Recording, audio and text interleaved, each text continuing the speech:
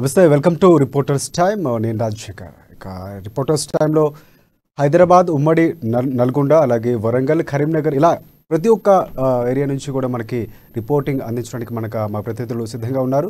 ఇప్పుడు జరుగుతున్న current situations ఏవైతే ఉన్నాయో ఆ సిచ్యువేషన్కి సంబంధించి వాడి వేడే చర్చలు అన్నీ కూడా ఉన్నాయి. సో తాజా విషయాలు అందించడానికి మా రిపోర్టర్స్ సిద్ధంగా ఉన్నారు. ఫస్ట్ అయితే మనం రేవంత్ రెడ్డి ఇష్యూ అయితే మాత్రం నడుస్తున్నటువంటి పరిస్థితి ఉంది. ఏదైతే హాద్సే ఆజోడో యాత్రలో ఈ కొనసాగింపులోనే ఏదైతే రాహుల్ గాంధీపై జరిగినటువంటి అనర్హత వేటు విషయానికి వస్తే ఇక తాజాగా సాగుతున్నటువంటి చర్చలో ఇప్పుడు పేపర్ లీకేజ్ అంశం కూడా వచ్చి చేరింది. అయితే పేపర్ లీకేజ్ అంశం ఎప్పటి నుంచి నడుస్తున్నప్పటికీ తాజాగా రేవంత్ రెడ్డి కూడా ఒకసారి ఈడీ విచారణకు వెళ్లారు.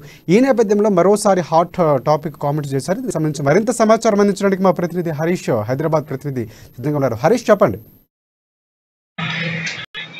Thank you Rajasekhar. ఏదైతే టీఎస్పీఎస్సీకి సంబంధించిన పేపర్ లీకేజ్ వ్యవహారం అయితే వివాదాస్పదంగా మారుతుందని చెప్పొచ్చు. ప్రధానంగా టీఎస్పీఎస్సీకి సంబంధించి ప్రశ్న పత్రాల లీకేజ్ జరిగిందంటూ కూడా దీనికి పైన ఇప్పటికే సిట్ అయితే ప్రభుత్వం తరపు నుంచి సిట్ స్పెషల్ ఇన్వెస్టిగేషన్ టీమ్ ని నియమించింది.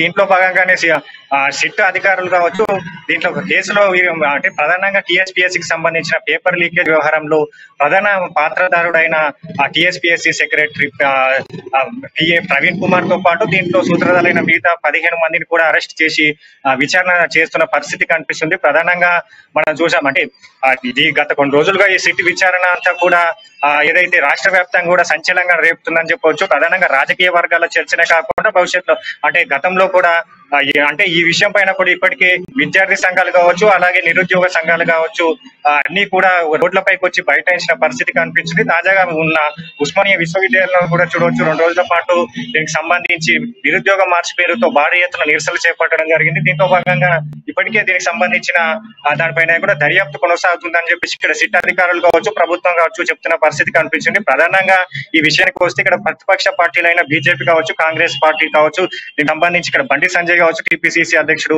రేవంత్ రెడ్డి ఏదైతే సిట్ పేపర్ లీకేజ్ వ్యవహారంలో కూడా కొన్ని సంచలనమైన ఆరోపణలు అయితే చేశారు. ఈ ఆరోపణల పైన కూడా వాళ్ళకు ఏదైతే సిట్ కూడా నోటీసులు కూడా జారీ చేసింది. నోటీసులకు అనుగుణంగా వారు ఆ సిట్ విచారణకు కూడా హాజరు కావడం జరిగింది. ప్రధానంగా ఏదైతే ఈ పేపర్ లీకేజ్ వ్యవహారంలో సంబంధించి ఏదైతే ఐటీ శాఖ మంత్రి కేటీఆర్ ఉన్నట్టు కేటీఆర్ ఆఫీస్ నుంచే ప్రధానంగా ఈ పేపర్ లీకేజ్ వ్యవహారం నడిచింది. దీంట్లో కేటీఆర్ కి సంబంధించిన సన్నిహితులు ఉన్నారు. కేటీఆర్ కి సంబంధించిన పిఏ ఏదైతే తిరుపతి ఉన్నారో తిరుపతికి సంబంధించిన సన్నిహితులతో పాటు ఈ పేపర్ లీకేజ్ వ్యవహారంలో ప్రధాన సూత్రధారుడుగా పాత్రధారుడుగా కేటీఆర్ వ్యవహరిస్తున్నారంటూ ప్రధానంగా రేవంత్ రెడ్డి కావచ్చు, ఇక్కడ బండి సంజయ్ కావచ్చు ఆరోపణలు చేసిన పరిస్థితి అయితే ఉంది. దీనిపైన కూడా వాళ్ళు ఏదైతే మీరు ఆరోపణలు చేశారో దానిపైన ఖచ్చితమైన ఆధారాలు సమర్పించాలని కూడా వాళ్ళకు సిట్ ఏదైతే నోటీసులు అయితే ఇష్యూ చేసింది. ఈ నోటీసుల ప్రకారం కూడా మొన్న బండి సంజయ్ కావచ్చు, రేవంత్ రెడ్డి కావచ్చు సిట్ ముందు కూడా హాజరై వాళ్ళకి సంబంధించిన ఏదైతే టీఎస్పీఎస్సీ పేపర్ లీకేజ్ కి సంబంధించిన వాళ్ళ దగ్గర ఉన్న ఆధారాలన్నీ కూడా బహిర్గతం చేయడం అంటే సిట్ ముందు ఉంచడం జరిగింది.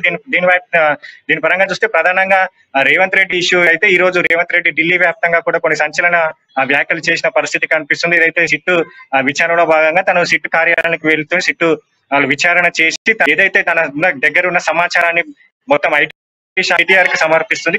సిట్ కూడా కేటీఆర్ కనసాలలో నడుస్తుంది. కేటీఆర్ చెప్పినట్టుగానే సిట్ దర్యాప్తు కొనసాగుతుంది. సిట్ దర్యాప్తులో కేటీఆర్ కి సంబంధించి వాళ్ళు అయితే ఏదైతే ఆ సిట్ అధికారులను కేటీఆర్ పరోక్షంగాను ప్రత్యక్షంగాను ఒత్తిడి గురి చేస్తున్నారు. మనకు సమాచారం ఇవ్వాలంటూ కూడా రేవంత్ రెడ్డి వ్యాఖ్యలు చేయడం జరిగింది. అలాగే ఏదైతే సిట్ కొనసాగుతున్న క్రమంలో ఇదే టీఎస్పీఎస్సీకి సంబంధించిన పేపర్ లీకేజ్ వ్యవహారంలో ఇప్పటికే ఎన్ని ఆర్థిక లావాదేవీలు జరిగాయి, ఎంతమందికి పేపర్ ఎంత కమ్మీరా అని చెప్పేసి కూడా ఇక్కడ సిట్ దర్యాప్తు చేస్తున్న పరిస్థితి అయితే ఉంది. ఏదైతే ప్రధానంగా చూడొచ్చు మనం ముందు ఇక్కడ రేవంత్ రెడ్డి కావచ్చు, ఇక్కడ ప్రతిపక్షాలన్నీ కూడా ఏదైతే సిట్ విచారణ కాకుండా ఈ పేపర్ లీకేజ్ వ్యవహారం సిబిఐతో కావచ్చు, ఇక్కడ సిబిఐ కావచ్చు, ఈడీ కావచ్చు, ప్రత్యేకంగా సిఐడి తోటి లేదైతే సిట్టింగ్ జడ్జి దర్యాప్తు జరిపించాలని కూడా ప్రధానమైన డిమాండ్ తో కూడా వాళ్ళు నిరసనలు తెలిపిన పరిస్థితి అయితే ఉంది.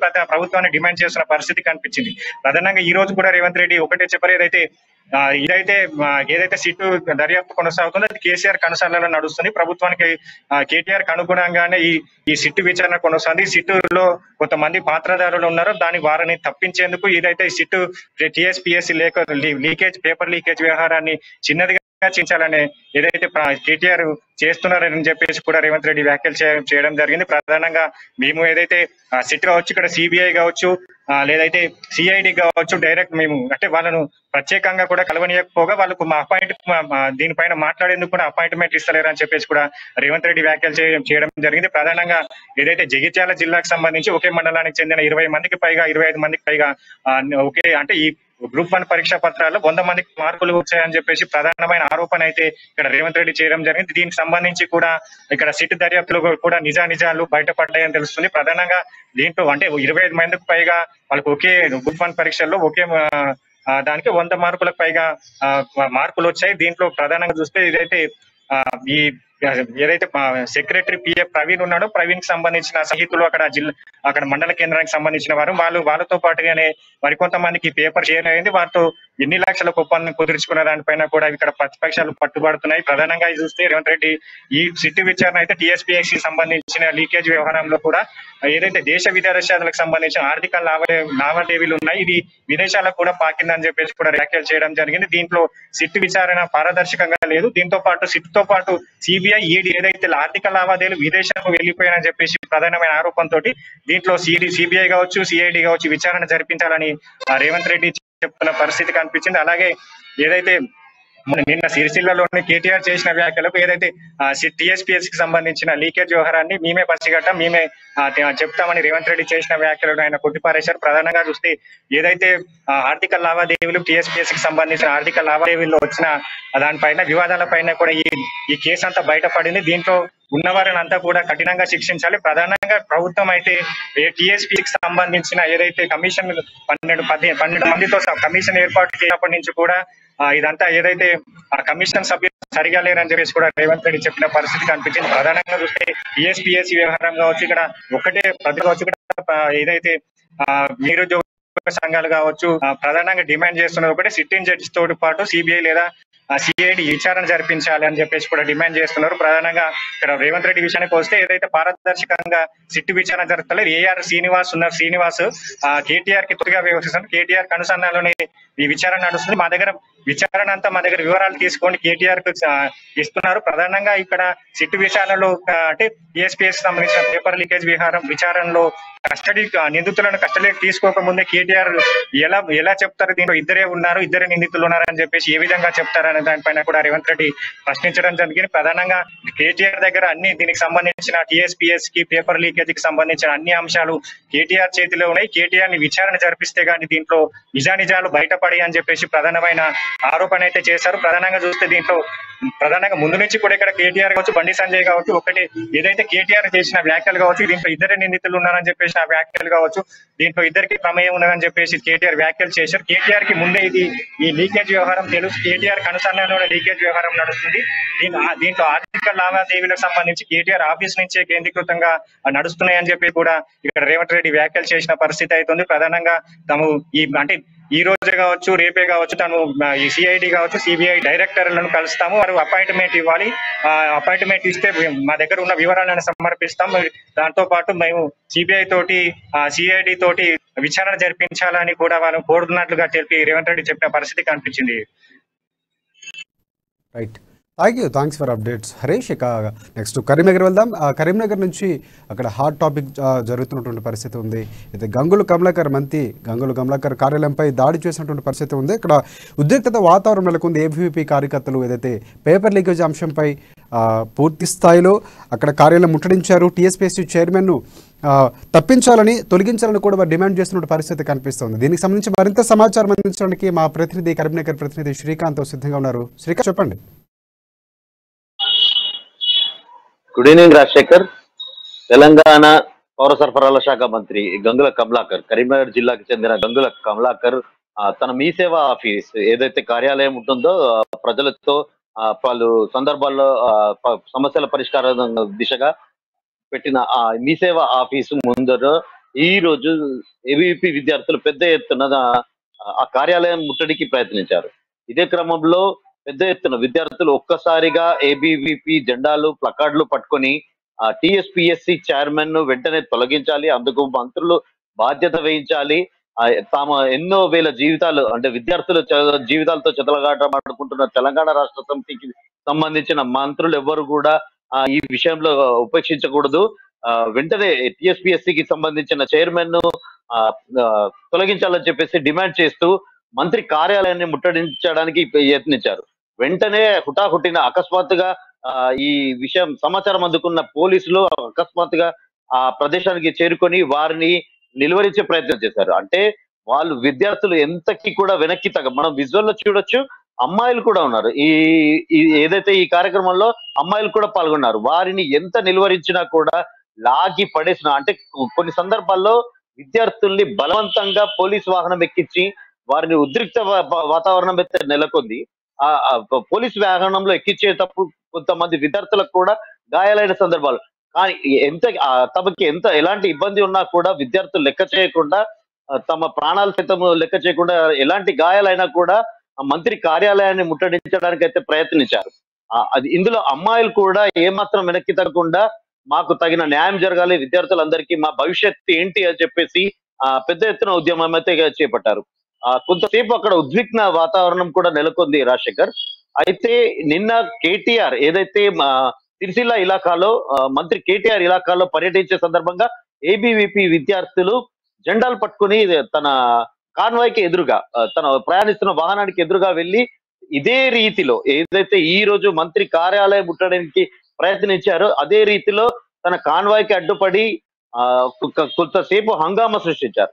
అయితే వారిని నిలువరించి పోలీసులు వారిని వెంటనే పోలీస్ స్టేషన్ కి తరలించినప్పటికీ వారు ఒక పెద్ద ఎత్తున నిరసనలు కూడా నినాదాలు కూడా చేశారు. మంత్రులను ఎవరిని కూడా తెలంగాణలో తిరగనివ్వబోము, తమ విద్యార్థుల సమస్యలు పరిష్కరించే వరకు మంత్రులను రోడ్లపై తిరగబోము అని చెప్పేసి పెద్ద ఎత్తున వాళ్ళు నినాదాలు చేశారు. దానికి తగ్గట్టుగానే ఈ రోజు కరీంనగర్ జిల్లా కేంద్రంలోని గంగుల కమలాకర్ మంత్రి గారి కార్యాలయం ముట్టడికైతే పెద్ద ఎత్తున తరలి వచ్చారు.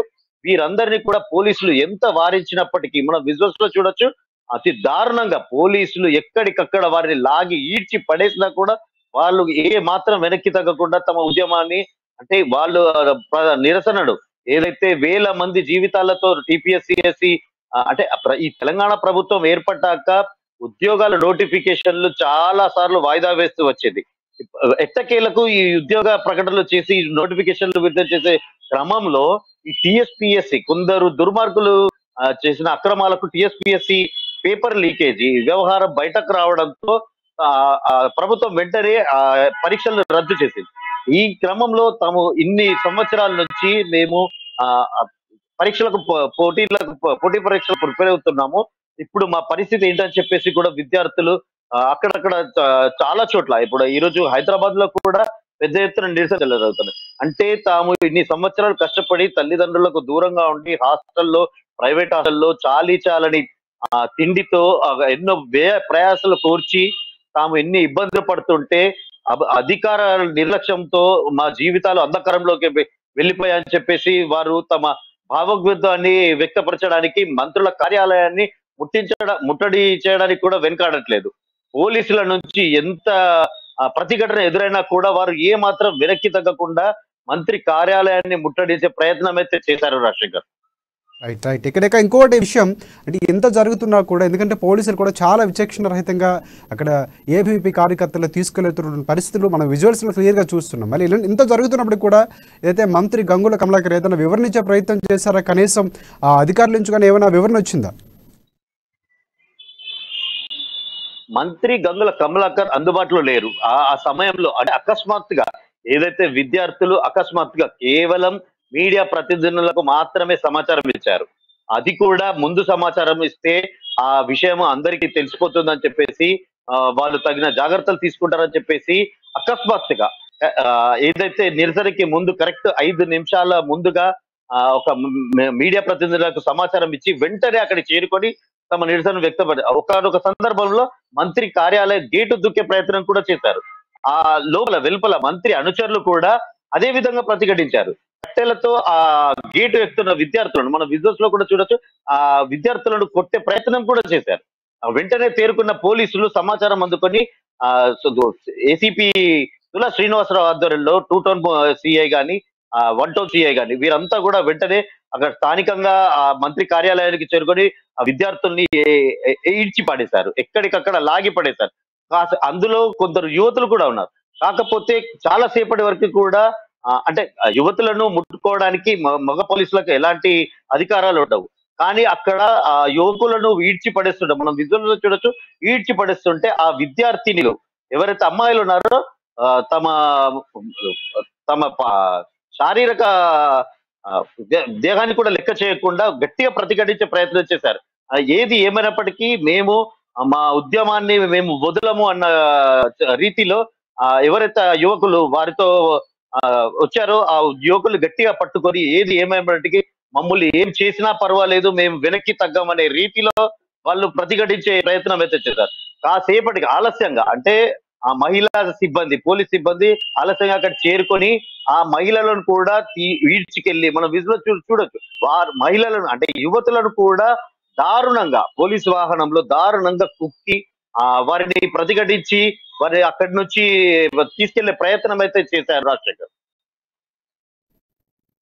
Right, thanks for updates Srikanth. మనం నల్గొండ వెళ్తే నల్గొండలో చూసుకుంటే ఆత్మీయ సమ్మేళనాలు ఏదైతే బీఆర్ఎస్ పార్టీ చేసిన సంక్షేమ పథకాలతో జనాల్లోకి వెళ్ళాలని అందరినీ కలిసికట్టుకు ఒకదానికి తీసుకొచ్చి ఎన్నికలకు సమాయత్తమవుతున్నటువంటి నేపథ్యంలో ఇప్పుడు ఏదైతే ఆత్మీయ సమ్మేళనాలు ఇప్పుడు బీఆర్ఎస్ పార్టీకి కొరకాని కొయ్యిలా మారుతున్నటువంటి పరిస్థితి కనిపిస్తోంది. ఎమ్మెల్సీ అలాగే ఎమ్మెల్యేల మధ్య విభేదాలు ఒక్కసారిగా బయటపడుతున్నాయి. వర్గపోరు అదే ఇప్పుడు నల్గొండ జిల్లాలో జరిగినటువంటి బీఆర్ఎస్ ఆత్మీయ సమ్మేళనంలో ఇలాంటి సంఘటన చోటు చేసుకుంది. దీనికి సంబంధించి మరింత సమాచారం అందించడానికి మా ప్రతినిధి కిరణ్ సిద్ధంగా ఉన్నారు. కిరణ్, చెప్పండి. రాజశేఖర్, ఇక నల్గొండ జిల్లా ముఖ్యంగా ఈ ఏదైతే బీఆర్ఎస్ పార్టీ గత కొద్ది రోజులుగా ఏదైతే ఆత్మీయ సమ్మేళనాలు నిర్వహిస్తుందో ఆ యొక్క ఆత్మీయ సమ్మేళనాలకు ముఖ్య అతిథులుగా హాజరవుతున్నటువంటి రాష్ట్ర జిల్లాకు చెందిన మంత్రి జగదీష్ రెడ్డితో పాటు స్థానిక ఎమ్మెల్యేలు కూడా హాజరవుతున్నారు. అయితే ఈ యొక్క స్థానిక ఎమ్మెల్యేలకు అక్కడ లోకల్ ఉన్నటువంటి నాయకులకు కొద్ది విభేదాల కారణంగా యొక్క ఆత్మీయ సమ్మేళనాల యొక్క ప్రభావం అసంతృప్తి నేతలకు యొక్క ప్రభావం పడుతుంది. ముఖ్యంగా ఎమ్మెల్యేలకు, ఎమ్మెల్సీలకు, అదేవిధంగా మండల స్థాయి నాయకులకు, ఈ విధంగా కార్పొరేషన్ చైర్మన్లకు వీళ్ళందరికీ మధ్య ఉన్నటువంటి యొక్క తగాదాల కారణంగా ఈ యొక్క ఆత్మీయ సమ్మేళనాలకి వీరంతా దూరంగా ఉండడంతో ఈ బీఆర్ఎస్ పార్టీ మరి కొత్త తలనొప్పులు తెచ్చుకున్నట్లయితుంది. ఎందుకంటే రానున్న మరికొద్ది రోజుల్లో ఎలక్షన్ ఎదుర్కోబోతున్న నేపథ్యంలో ఈ యొక్క ఆత్మీయ సమ్మేళనాల పేరిట ప్రజల్లోకి వెళ్ళాలని, ప్రజలతోటి మమేకమై ప్రజలకు అందిస్తున్నటువంటి అధికార పార్టీ ఏదైతే సంక్షేమ పథకాలు అందిస్తుందో ఆ సంక్షేమ పథకాలన్నీ కూడా వారికి అందాలనే ఉద్దేశంతో ఒక ఆత్మీయ సమ్మేళనం నిర్వహిస్తూ అసంతృప్తులు ఉన్నటువంటి అందరినీ కూడా చేరదీసి రానున్న రోజుల్లో పార్టీ అందరినీ కలుపుకొని పోవాలనే ఉద్దేశంతో ఒక ఆత్మీయ సమ్మేళనం నిర్వహిస్తున్నారు. దీంతో నాగార్జున సాగర్లో నిర్వహించే ఆత్మీయ సమ్మేళనంలో అక్కడ ఉన్నటువంటి ఎమ్మెల్సీ కోటిరెడ్డి హాజరు కాకపోవడంతో జిల్లా ఇన్ఛార్జ్ ఉన్నటువంటి కటెం శ్రీహరి సభా వేదికపైనే బహిరంగంగా కూడా విమర్శలు గుప్పించడం జరిగింది. పార్టీలో ఉంటూ పార్టీలో పదవులు అనుభవిస్తూ ఆత్మీయ సమ్మేళనాలకు రాకపోవడము పార్టీకి నమ్మక ద్రోహం చేసినట్టు అవుతుందని, అలాంటి వారిని సహించలేదని కూడా ఆయన హెచ్చరించడం జరిగింది. మిగతా చోట్ల కూడా ఈ యొక్క ఆత్మీయ సమ్మేళనాలకు నాయకులు రాకపోవడంతో స్థానిక ఎమ్మెల్యేలు కొంత నిరాశ నిస్పృహలకు గురవడంతో పాటు రానున్న రోజుల్లో వీళ్ళతోటి మరింత తలకాయ నొప్పి ఉంటుందనే ఉద్దేశంతో ఈ యొక్క ఆత్మీయ సమ్మేళనాలు వేదికగా వాళ్ళు రాకపోవడంతో వీరు కొంత అసహనానికి గురవుతున్నారు. మరికొద్ది రోజుల్లో ఎన్నికలు ఉన్న నేపథ్యంలో ఈ ఆత్మీయ సమ్మేళనాల పేరిట నిర్వహిస్తున్నప్పటికీ ప్రజలకు మమేకమై ప్రభుత్వం అందజేస్తున్న సంక్షేమ పథకాలు వివరించే ప్రయత్నం చేయాలని భావిస్తున్నప్పటికీ సొంత పార్టీలోనే ఇలాంటి అసంతృప్తులు బయటపడడంతో వారు ఇంటిని చక్కదిద్దుకునే ప్రయత్నంలో ఉన్నారు. రాజశేఖర్, అంటే ఈ క్రమంలోనే మిగతా ఏదైతే పార్టీలకు జంప్ చేసే అవకాశాలు కనిపి, ఎందుకంటే ఈ అసమ్మతి రాగం అందుకున్నటువంటి నేతలు ఎవరైతే ఉన్నారో సయోధ్య కుదిచా ప్రణాళికలు లేకపోతే అలాంటి ప్రయత్నాలు ఏమైనా అధిష్టానం చేస్తున్న పరిస్థితి. ఎందుకంటే జగదీష్ రెడ్డి లాంటి ఒక నాయకుడు ఉన్నటువంటి సభలోనే లేకపోతే వాళ్ళు వస్తున్నటువంటి సభలోకి ఇలాంటి జరగడం అనేది ఎలా చూడొచ్చు అంటారు? అయితే ఇప్పటికే ఉమ్మడి నల్గొండ జిల్లా వ్యాప్తంగా ప్రతి నియోజకవర్గంలో కూడా ఈ యొక్క అసంతృప్త నాయకులు ఉన్నారు. ఎమ్మెల్యే పోటీ చేయాలని 2-3 నాయకులు కూడా ప్రతి ఒక్క నియోజకవర్గంలో పాత నాయకులందరూ కూడా అవకాశం కోసం ఎదురు చూస్తున్నారు. మరో కొద్ది రోజులు ఉండడంతో అసంతృప్తులను బుజ్జగిస్తారా, లేకపోతే పార్టీలోకి మొదటి నుంచి పనిచేసిన వారిని గుర్తించి సరైన ప్రోత్సాహం అందించి ఏదైనా పదవులు కట్టాలి చెప్తారా అనేది అయితే పార్టీ అధిష్టానం అయితే ఆలోచిస్తుంది. ఇప్పటికే నల్గొండ నియోజకవర్గానికి చెందినటువంటి శకిలం అనిల్ కుమార్ ఇప్పటికే పార్టీ రాజీనామా చేయడం జరిగింది. మరొక అసంతృప్తి నేత ఇప్పటికే తన సొంత ఖర్చులతోటి నియోజకవర్గంగా పర్యటిస్తున్నాడు. ఇప్పటికే నల్గొండ నియోజకవర్గంలో పిల్లి రామతో పాటు చాడా కిషన్ రెడ్డి వీరిద్దరు కూడా అధికార పార్టీ కార్యక్రమాలు వేరువేరుగా నిర్వహిస్తూ ఎమ్మెల్యేకు వ్యతిరేకంగా కార్యక్రమాలు నిర్వహిస్తుంటే ఇప్పటికే పిల్లి రామరాజు పట్టణాధ్యక్షుడు ఉన్నటువంటి కౌన్సిలర్ పిల్లి రామరాజు పైన వేటు వేయడం కూడా జరిగింది. అయినప్పటికీ అటు ఏమాత్రం తలగకుండా తన సొంత నిధులతో సొంత ఖర్చులతో కార్యకర్తలకు అందుబాటులో ఉంటూ ఈ యొక్క కార్యక్రమాలు నిర్వహించుకుంటూ వస్తున్నాడు. ఇదే ప్రతి నియోజకవర్గంలో కూడా ఇలాంటి తలనొప్పులు ఎమ్మెల్యేలు ఎదుర్కొంటున్నారు. రానున్న రోజుల్లో మరి పార్టీ అధిష్టానం కనుక వీరందరినీ కూర్చోబెట్టి భుజగిస్తున్నా లేకపోతే చివరి క్షణంలో ఎవరికి అయినా అసంతృప్తి ఉంటే వారు పార్టీ బీఆర్ఎస్ పార్టీ నుంచి వేరొక పార్టీలోకి వెళ్ళి స్వతంత్ర అభ్యర్థులుగా పోటీ చేస్తారా లేకపోతే మరి వేరే పార్టీ నుంచి పోటీ చేస్తారనేది కూడా ఇంకా మరి కొద్ది రోజుల్లో తెలియాల్సిన పరిస్థితి అయితే ఉంది. మొత్తానికి ఆత్మీయ సమ్మేళనాలు కావచ్చు, పార్టీలో కొంతమంది అసంతృప్తి నేతలతో మాత్రం అధికార బీఆర్ఎస్ పార్టీలో కొత్త తలనొప్పులు తెచ్చుకున్నట్టుంది. రాజశేఖర్.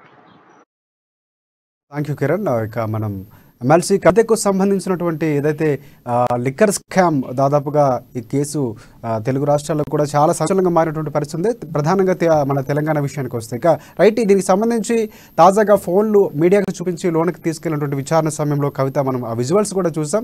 తను ఏ తప్పు చేయకపోయినా ఫోన్లు పగలగొట్టానని చెప్పేసి ధ్వంసం చేసినట్లు తన మీద ఆరోపణలు చేసినటువంటి కవిత చెప్పిన నేపథ్యంలో తాజాగా కవితకు ఈడీ జాయింట్ డైరెక్టర్ లేఖ రాశారు.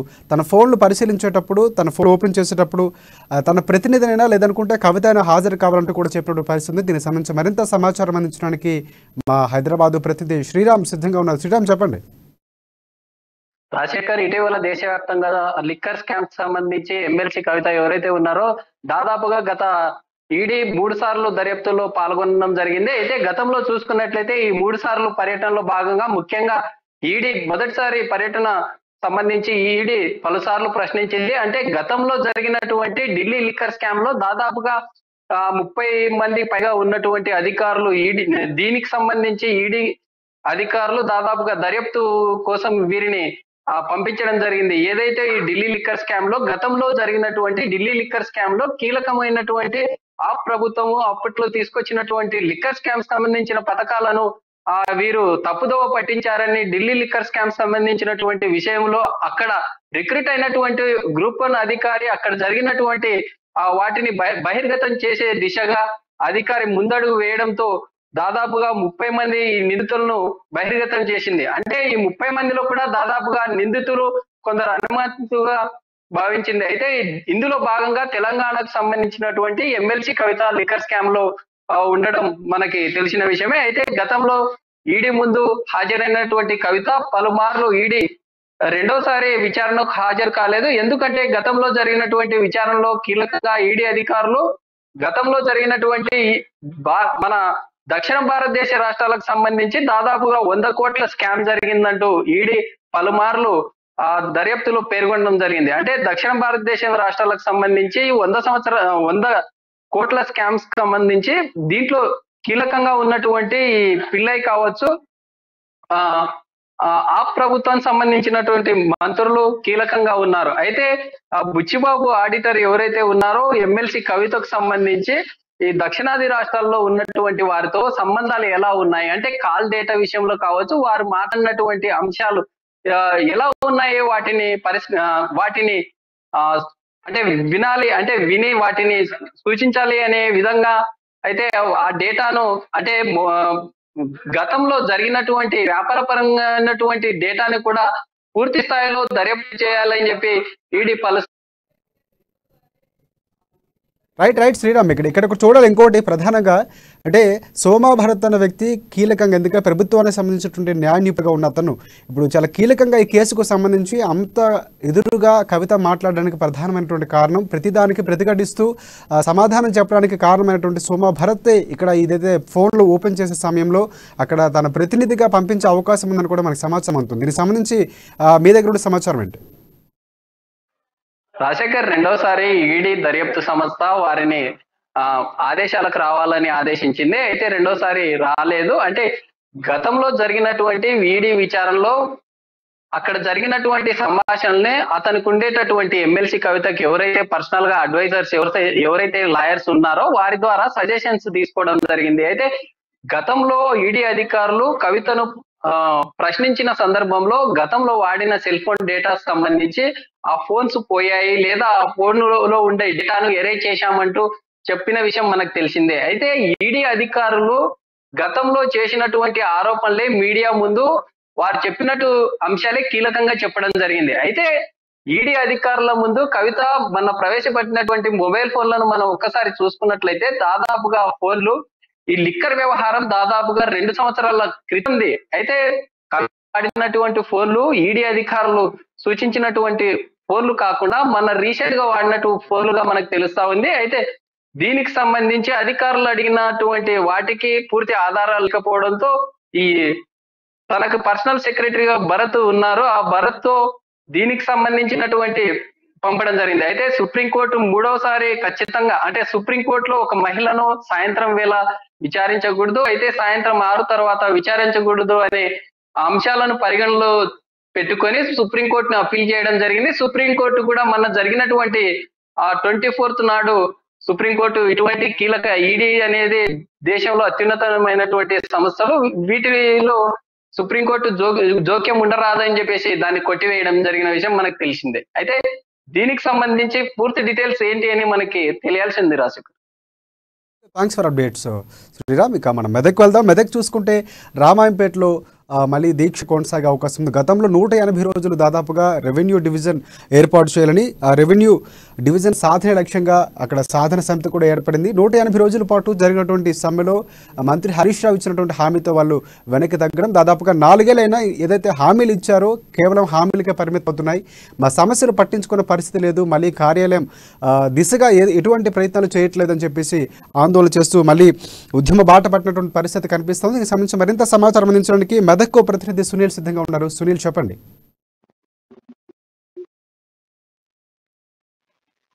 మెదక్ జిల్లా రామాయంపేట రెవెన్యూ డివిజన్ సాధన సమితి ఆధ్వర్యంలో మలిదశ ఉద్యమం ప్రారంభించారని చెప్పు. అయితే మళ్ళీ దీక్షలకు వాళ్ళు కూర్చోవడం జరిగింది.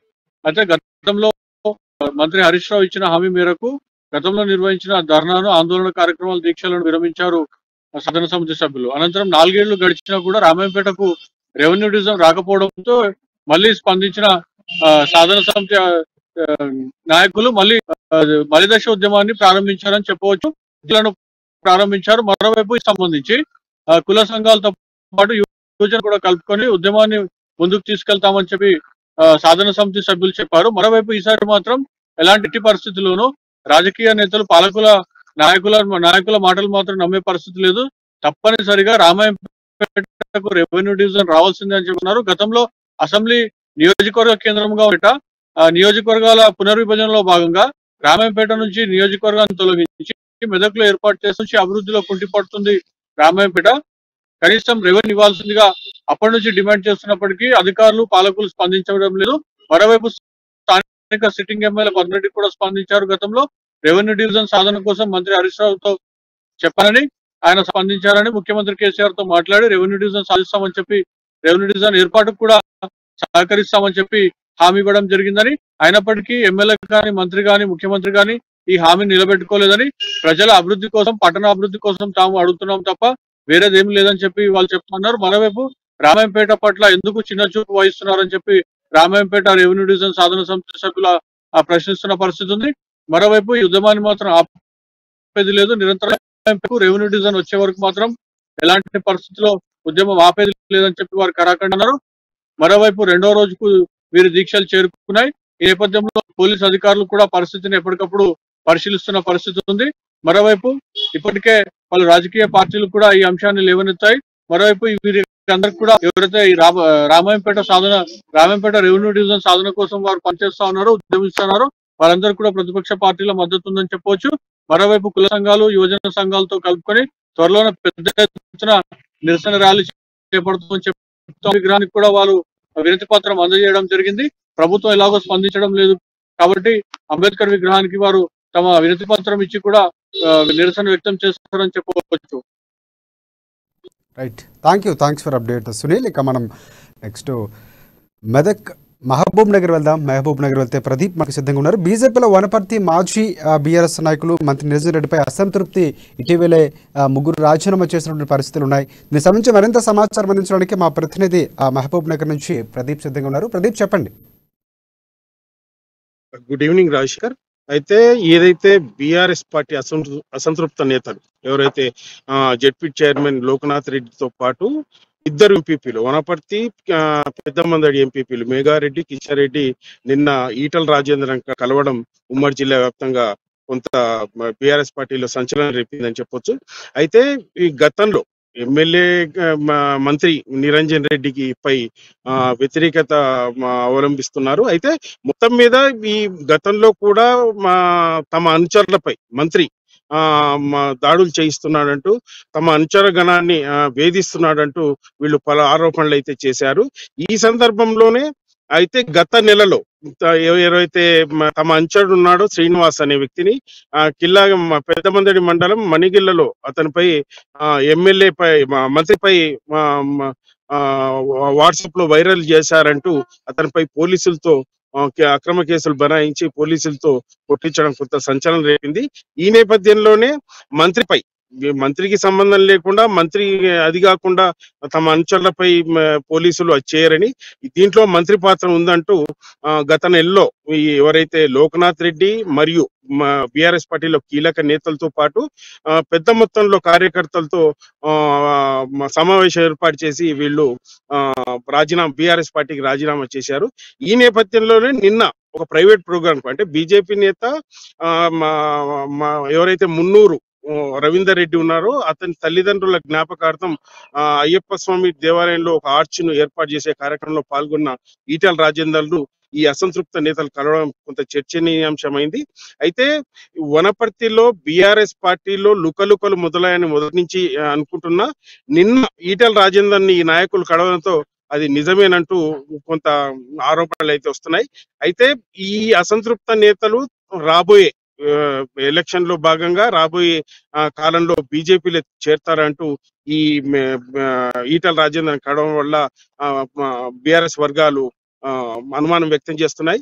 అయితే ఈ నేపథ్యంలోనే దాదాపు గంటకు పైగా వీళ్ళు ఈటల రాజేందర్ తో చర్చించినట్లు మనకు తెలుస్తా ఉంది.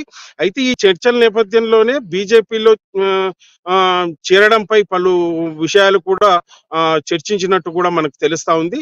అయితే మొత్తం మీద మంత్రి నిరంజన్ రెడ్డికి రాబోయే కాలంలో వనపర్తిలో గడ్డు పరిస్థితి అయితే ఉంటుందని రాజకీయ విశ్లేషకులు అంటున్నారు.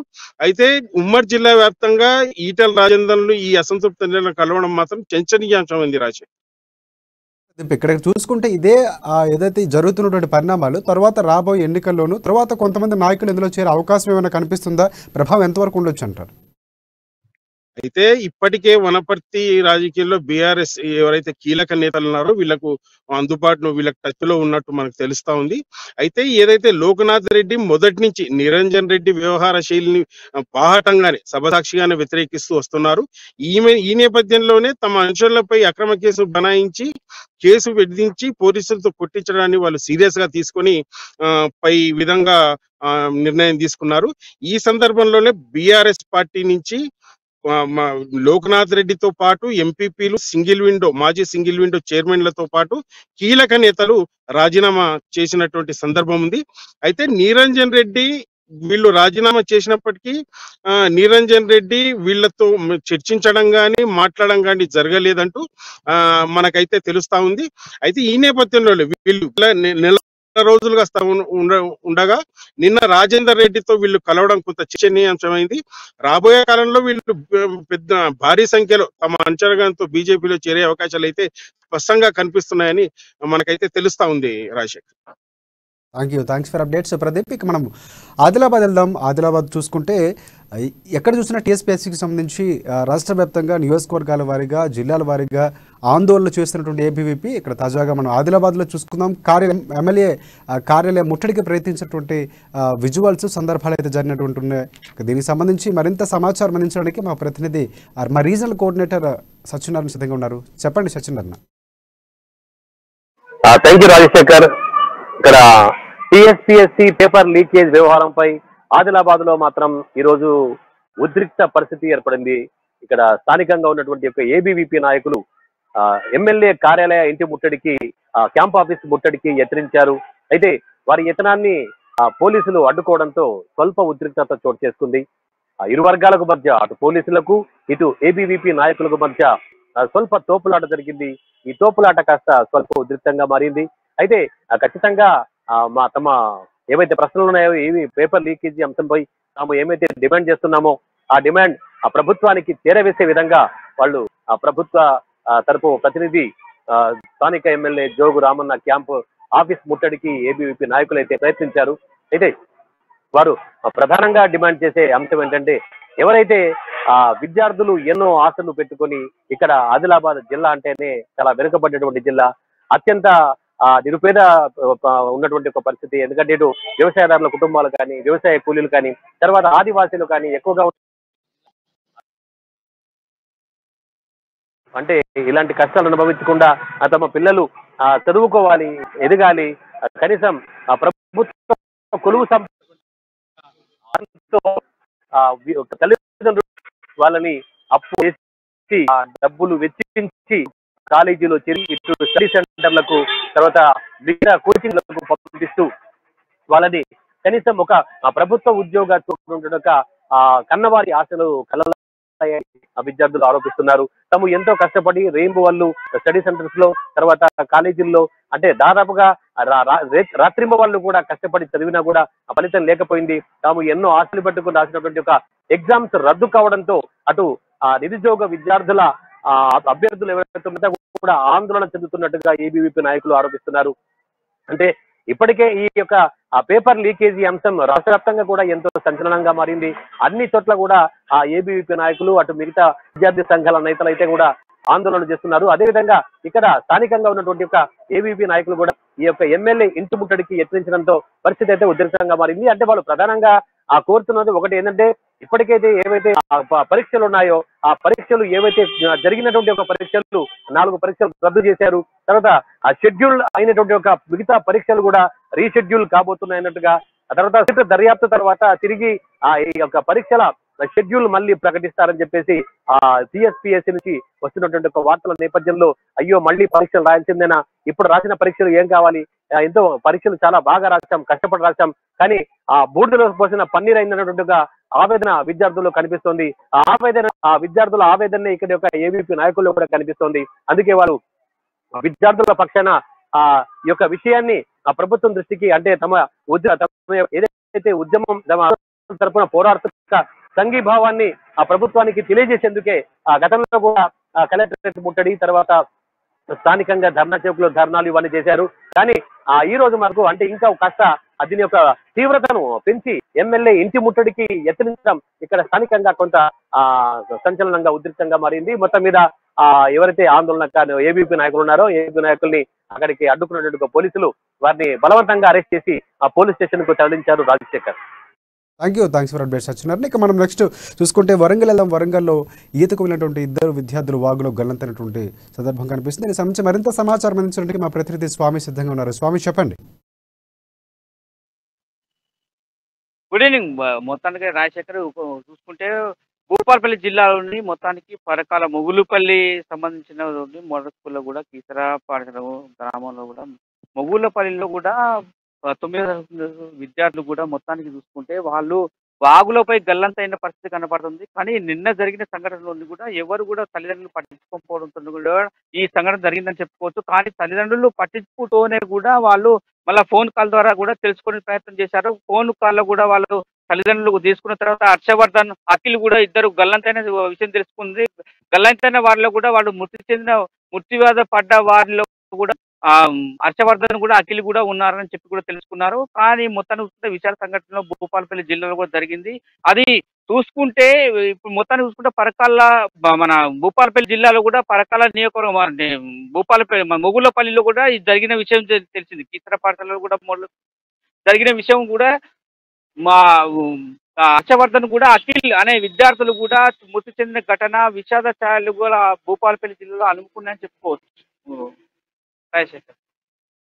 Thanks for update Swamy. Next మనం ఖమ్మం వెళ్దాం. ఖమ్మంలో చూసుకుంటే కాంగ్రెస్ మధ్య మొదటి నుంచి కూడా నాయకుల మధ్య సయోధ్య కుదురుగా గొడవలు పడుతున్నటువంటి సందర్భాలు కనిపిస్తున్నాయి. ఇప్పుడు తాజాగా చూసుకుంటే భట్టి విక్రమార్క అలాగే మాజీ మంత్రి రేణుకా చౌదరి మధ్య సయోధ్య కుదరట్లేదంటూ వార్తలు వస్తున్న సందర్భం కనిపిస్తుంది. దీనికి సంబంధించి మరింత సమాచారం అందించడానికి మా ప్రతినిధి గోవింద్ సిద్ధంగా ఉన్నారు. గోవింద్, చెప్పండి.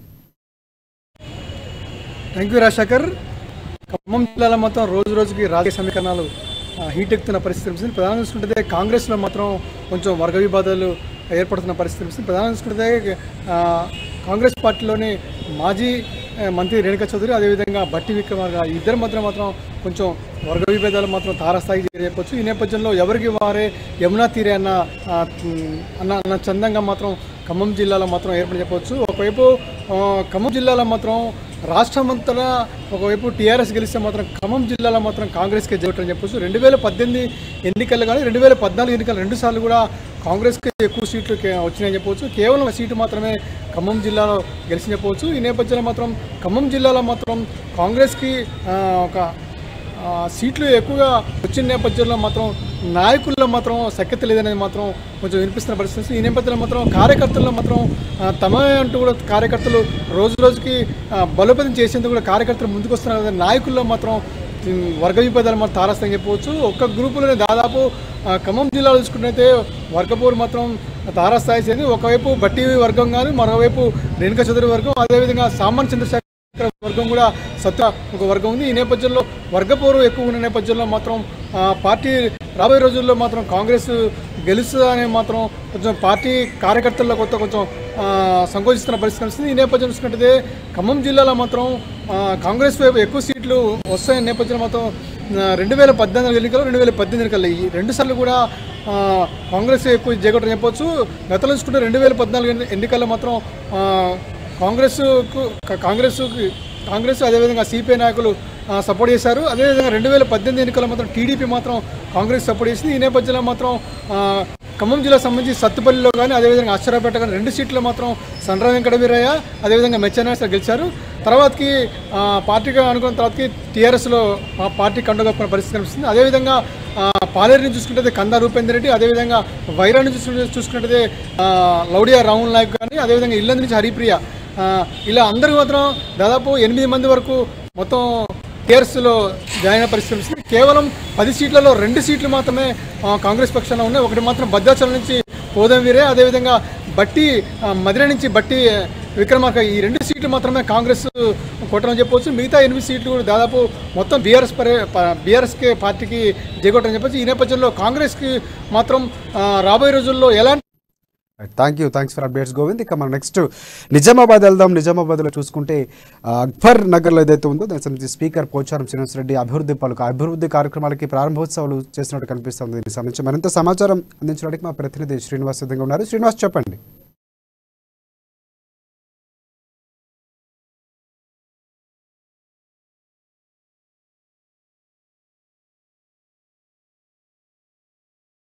Thanks for updates.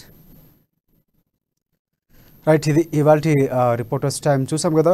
ఏదైతే జిల్లాలకు సంబంధించి వాడివేడే చర్చలకు సంబంధించి మరి రిపోర్టర్స్ అందించినటువంటి సమాచారం రేపటి రిపోర్టర్స్ టైంలో మళ్ళీ కలుసుకుందాం. అంతవరకు చూస్తూనే ఉండండి అమ్మా న్యూస్, నిజం కోసం జనం కోసం.